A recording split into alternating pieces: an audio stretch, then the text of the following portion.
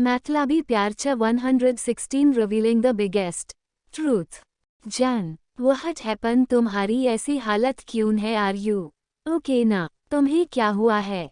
जैन का मुरझाए चेहरे और उसे Z0 के सहारे खुदे देख जैक्सन ने जैन को आवाज दे दी। जैक्सन की आवाज सुन जैन बिना कुछ कहे पलटी और सीधे जैक्सन के गले लगकर जोर जोर से रोने लग गई। अब तक जैन जैसे तैसे खुद को संभाले हुए थी। हालांकि रोना तो उसका जारी ही था, पर ऐसे फूट फूट कर नहीं हो रही थी। पर जैसे ही जैक्सन की आवाज सुनाई दी, वो खुद पर कंट्रोल ही नहीं कर पाए। जैन को रोता देख जैक्सन और जो ज्यादा परेशान हो गया, उसकी ऐसी हालत देख वो खुद को ब्लेम करने लग गया। आथा को इस हालत में देख उसे जैन का याद ही नहीं रहा। वह ये तक भूल गया कि अर्थर को ऐसी हालत में देख जैन का क्या हाल होगा, ये जानते हुए भी कि जैन की पूरी तो दुनिया ही आथा के इर्द गिर्द घूमती थी और उसी को ऐसी हालत में देखकर उस पर क्या बीत रही होगी उसे ख्याल ही नहीं आया। मगर जैसे ही ये उसे आई am so sorry Jain, I am so sorry, please मुझे माफ़ कर दो, सब मेरी गलती है, ना मैं तुम्हारा ध्यान रख पाया और ना ही आथा को सेफली घर ला पाया। मेरे वहाँ पहुँचने तक आथा वहाँ से सेफली निकल गया था, बट वो वहाँ से कैसे जंगल पहुँचा मुझे नहीं पता। I am really sorry, please तुम मुझे माफ़ कर दो और प्लीज़ रोना बंद करो जैन। उसके चेहरे को अपने दोनों हाथों में लिए उसके आंसू पोंछते हुए उससे माफ़ी मांगने लग गया। जैक्सन के बातों से जैन का रोना तो बंद हो गया, मगर उसकी सिसकियां अभी भी चालू थी। वह एक हाथ से जैक्सन का हाथ पकड़े उसके कंधे पर सिर टिकाए अंदर आईसीयू की तरफ देखे जा रही थी। अंदर आईसीयू में आथा अभी भी बेहोश था। उसका ऑपरेशन किए 1 घंटे से ऊपर हो चुका था, मगर उसे अभी तक होश नहीं आया था। उसे होश में ना देख डॉक्टर उसे दोबारा ऑब्जर्वेशन कर रहे थे। करीब आधे घंटे बाद डॉक्टर आईसीयू से बाहर निकले तो जाकर सबकी सांस में सांस आई। डॉक्टर ने जैसे ही आथा के ठीक होने का बताया, सबके मुरझाए चेहरों की चमक लौटी, वरना तो सबके सब उदास से बस आथा के ठीक होने की दुआएं मांग रहे थे। आथा के होश में आने का जैसे ही जैन ने सुना, वह जैक्सन का हाथ छुड़ाकर सीधे अंदर चली गई। आथा को देखने की उसे इतनी जल्दी थी कि उसने डॉक्टर से पूछने का भी इंतजार नहीं किया। डॉक्टर के कहते ही वह झटके से जैक्सन के हाथों से अपना हाथ छुड़ाकर सीधे अंदर चली गई। जैन, केयरफुल। जैन को ऐसे जाते देख जोई ने उसके पीछे पीछे जाने को हुई, मगर जेसन ने उसे रोक दिया। सोई, लेट हर गो। जेसन जोई का हाथ पकड़े उसे वहां से बाहर ले आया। सोई ने जब से उसे आथा के बारे में बताया था, जेसन भी जैन के लिए परेशान था। भले ही उनके बीच वैसा रिश्ता नहीं था, मगर जेसन के लिए जैन आज भी उसकी सबसे अच्छी दोस्त थी। हालांकि बहुत ही चीजें बदल गई थी, पर बचपन की वो सच्ची यादें अभी भी कहीं जहन में थी और कहीं ना कहीं एक गिल्ट भी था, क्योंकि जो कुछ जैन के साथ हुआ था उसमें जेसन को लगता कि कहीं ना कहीं वह भी जिम्मेदार है, इसलिए वह जितना भी हो सकता है जैन के लिए कुछ करना चाहता था। Jason, thank you so much, तुम यहाँ आए एंड हमारी प्रॉब्लम में तुम हमारे साथ खड़े थे। Jason, you know that right Jain, मेरे लिए बहुत इम्पोर्टेंट। डैड के बाद अगर कोई है जिस पर मैं ट्रस्ट करती हूँ, जिसके लिए मैं कुछ भी कर सकती हूँ, वो जैन है। आई नो वो मेरी रियल सिस्टर नहीं है, बट वो मेरे लिए उससे भी बढ़कर है। और जब तुम जैन के लिए वहाँ खड़े थे मुझे अच्छा लगा, एंड सॉरी भी जेस। मैंने तुम्हें वहाँ इनवाइट किया और मैं खुद ही नहीं आई। मैं जैन को उस हालत में देख बहुत घबरा गई थी, और फिर एक साथ इतनी बड़ी बातें हो गई। पहले आथा की किडनैपिंग एंड देन जैन का प्रेग्नेंट होना, मैं बस उलझ कर रह गई। जेसन को वहां देखकर जोई को सचमुच बहुत अच्छा था, इसीलिए वो उसे थैंक यू बोले जा रही थी। व्हाट डिड यू से? जोई के मुंह से जैन की प्रेगनेंसी की बात सुनकर जेसन भी सरप्राइज रह गया। आई सैड सॉरी। जेसन को अटपटा सवाल पूछते देख जोई ने जवाब दिया, क्योंकि उसे खुद भी नहीं पता था कि फ्लो में उसने इतनी बड़ी बात बता दी है। You said Jen is pregnant, right? Oh my god, this is a very big news. मैं अभी जैन को कॉन्ग्रेचुलेट करके आता हूँ। जेसन जैन के दोबारा प्रेग्नेंट होने की खबर सुन एक्साइटेड हो गया, मगर जैसे ही वह जाने लगा पीछे से जोई ने उसका हाथ पकड़ लिया। जेस, it's not the right time. Jain ने बताने से मना किया है, वो इतनी बड़ी न्यूज को ऐसे नहीं बताना चाहती और अभी ये बात मिस्टर वाल्टर को भी नहीं पता, so please try to understand. सोई ने जैसे ही पूरी बात एक्सप्लेन जेसन मान गया, उसने हाँ मैं सर हिला दिया। जेस, मुझे तुमसे कुछ बात करनी है, क्या हम कहीं बाहर जा सकते हैं? अभी जैन ठीक है तो क्या हम जा सकते हैं, बिकॉज मुझे हमारे बारे में कुछ इम्पोर्टेंट बात करनी है। कुछ देर साइलेंट रहने के बाद जोई ने एकदम से जेसन से सवाल किया। जेसन ने जैसे ही सवाल सुना तो उसकी तो जैसे मन की मुराद पूरी हो गई, उसे खुद नहीं बात करनी थी, इनफैक्ट वो तो बेसब्री से इस पल का वेट कर रहा था।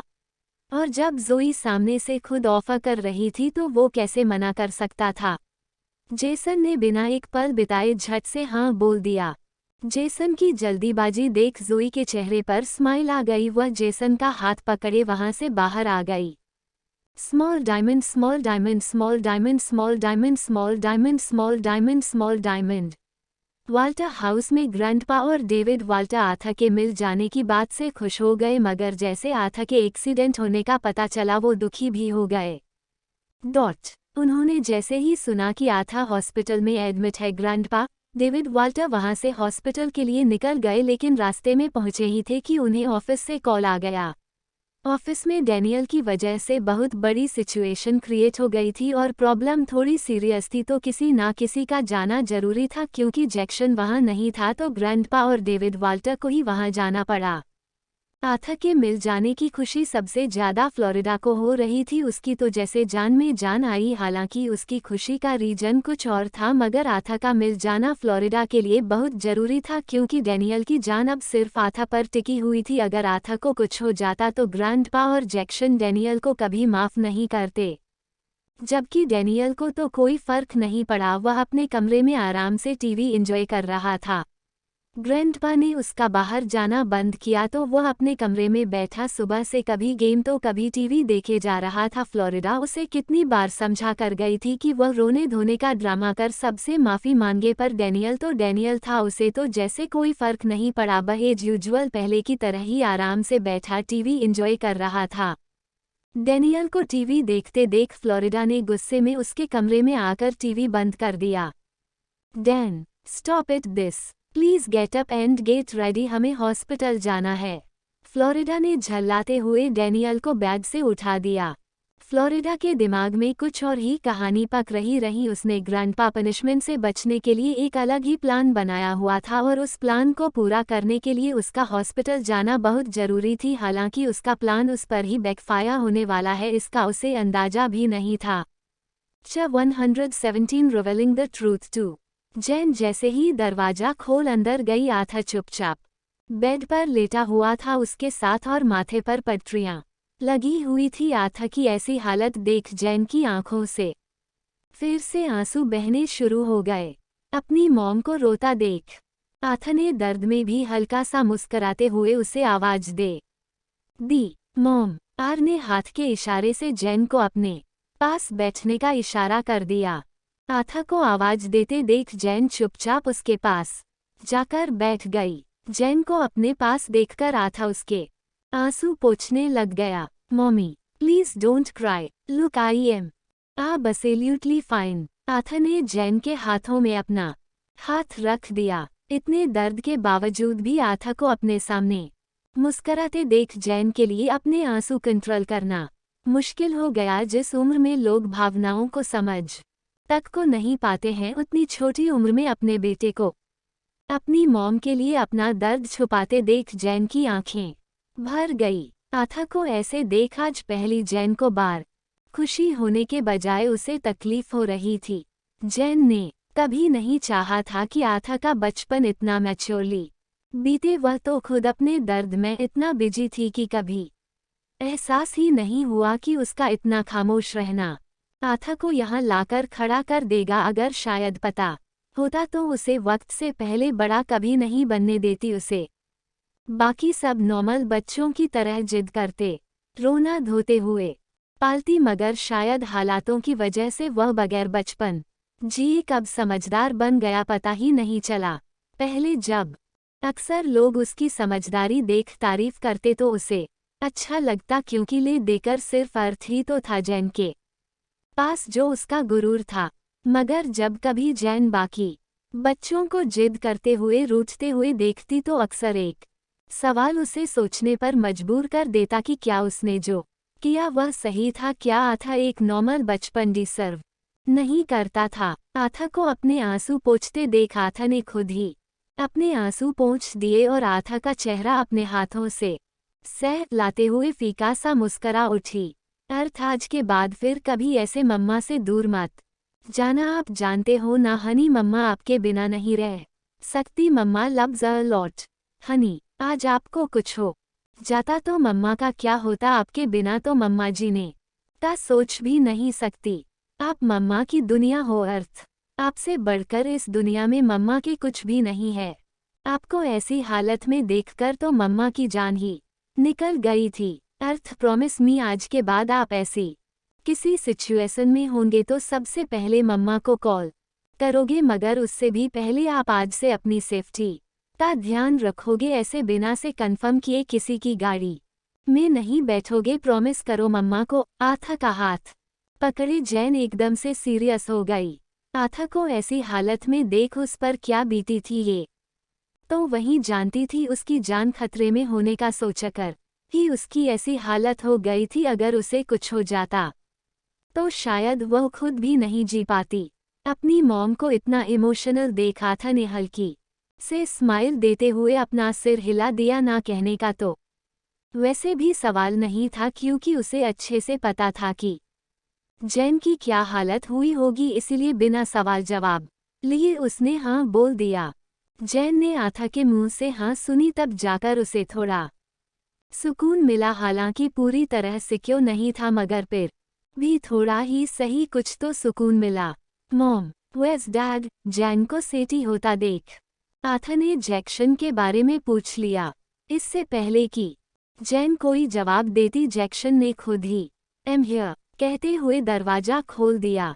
जैक्शन बहुत देर से दरवाजे के बाहर खड़ा था। वह वहां खड़ी उन दोनों की बातें सुन रहा था, मगर अंदर नहीं गया क्योंकि उसे लगा शायद उसकी जरूरत नहीं है। बट जब आथा ने जवाब दिया तो खुद को रोक भी नहीं पाया। जैक्शन के देख आथा डैडा कहते हुए बेड से उठ गया। आथा के बेड से उठते देख जैक्शन ने जल्दी से उसका हाथ थामकर उसे उठने से रोक दिया। Earth champ, are you okay? Yes dada, I am fine. Please don't worry about me, I am a strong man. I can't be hurt so easily because I have to protect mamma, right mamma? आथा ने जैन की तरफ देख smile करते हुए जवाब दिया। आथा का जवाब सुन जैन ने हल्की सी स्माइल देते हुए सिर हिला दिया, मगर आथा की अनजाने में कहीं उस बात से जैक्शन के चेहरे की स्माइल गायब हो गई। पहली बार उसे एहसास हुआ कि वो बिना सच बताए जैन और आथा की जिंदगी का हिस्सा तो बन गया, मगर शायद उतना करीब नहीं आ पाया जितना आना चाहिए था। वरना उन दोनों की उस छोटी सी दुनिया में कहीं तो उसका नाम होता, मगर नहीं था। जैन और आथा की दुनिया में तो सिर्फ वो दोनों थे। दोनों बस एक दूसरे की परवाह, एक दूसरे की तकलीफ दूर करना चाह रहे थे। बेटा अपनी माँ के चेहरे पर हंसी देखने के लिए झूठा मुस्करा रहा था और माँ रोना आने के बावजूद अपने आंसू रोके हुए थी। उनके बीच की बॉन्डिंग देख जैक्शन को ना चाहते हुए भी बुरा फील हो रहा था। ऐसा लगा जैसे वो उनकी जिंदगी का हिस्सा है ही नहीं। ऊपर से आथा को ना बचा पाने का गिल्ट उसे और तकलीफ दे रहा था। उसे बुरा लग रहा था कि वह आथा को बचाने के लिए वह कुछ भी नहीं कर पाया।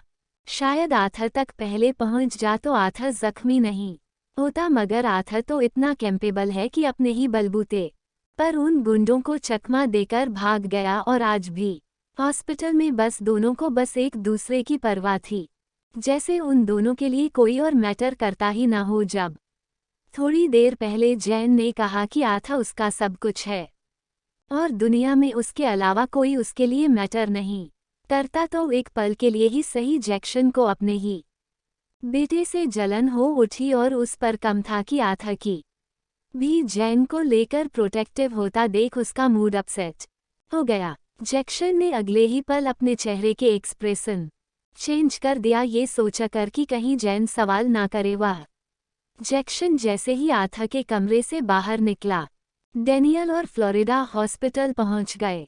फ्लोरिडा ने काउंटर से जैक्सन वाल्टर का पूछा तो पहले तो नज ने मना कर दिया। पहले तो उन्होंने यकीन ही नहीं किया कि जैक्सन के फैमिली मेंबर है, मगर जब फ्लोरिडा ने सारी डिटेल्स बताई तब जाकर नज ने उसे जाने दिया।